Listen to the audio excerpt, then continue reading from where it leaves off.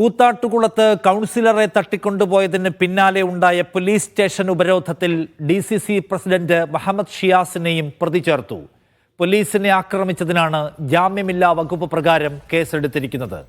സിജോ വർഗീസ് കൂടുതൽ വിവരങ്ങളുമായി കൊച്ചിയിൽ നിന്ന്. സിജോ, പോലീസിന്റെ കേസ് എന്താണ് ഷിയാസിനെതിരെ? കലാരാജുവിനെ തട്ടിക്കൊണ്ടുപോയതിൽ പോലീസ് നടപടി വൈകുന്നുവെന്ന് ആരോപിച്ച് UDF പ്രവർത്തകർ പോലീസ് സ്റ്റേഷൻ ഉപരോധിക്കുന്ന നടപടികളിലേക്ക് നീങ്ങിയിരുന്നു. ഈ ഉപരോധത്തിനിടയിൽ മൂവാറ്റുപുഴ ഡിവൈഎസ്പിയോട് DCC പ്രസിഡന്റ് മുഹമ്മദ് ഷിയാസും ഒപ്പം തന്നെ അബിൻ വർക്കി ഉൾപ്പെടെയുള്ള ആളുകൾ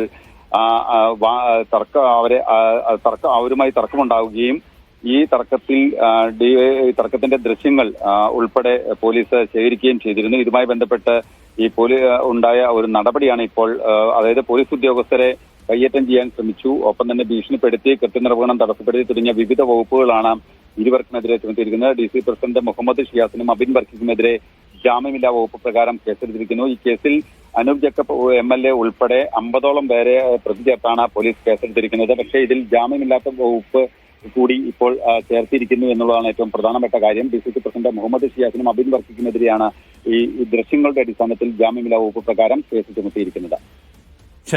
സിജോ വർഗീസാണ് വിവരങ്ങൾ നൽകിയത്.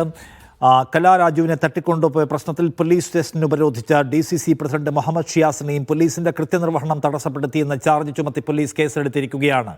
ഈ കാര്യത്തിൽ പ്രതിപക്ഷം സ്വീകരിച്ച സമീപനത്തെ മുഖ്യമന്ത്രി പിണറായി വിജയൻ നിയമസഭയിൽ നിശിതമായി വിമർശിച്ചതിന് പിന്നാലെയാണ് മുഹമ്മദ് ഷിയാസിനെ കൂടി ജാമ്യമില്ലാ വകുപ്പ് ചുമത്തി ഇപ്പോൾ കേസെടുത്തിരിക്കുന്നത്. ഔദ്യോഗിക കൃത്യനിർവഹണം തടസ്സപ്പെടുത്തൽ ജാമ്യമില്ലാത്ത വകുപ്പാണ്. ആ വകുപ്പാണ് അബിൻ വർക്കിക്കും മുഹമ്മദ് ഷിയാസിനുമെതിരെ എറണാകുളത്ത് പോലീസ് ചുമത്തിയിരിക്കുന്നത്.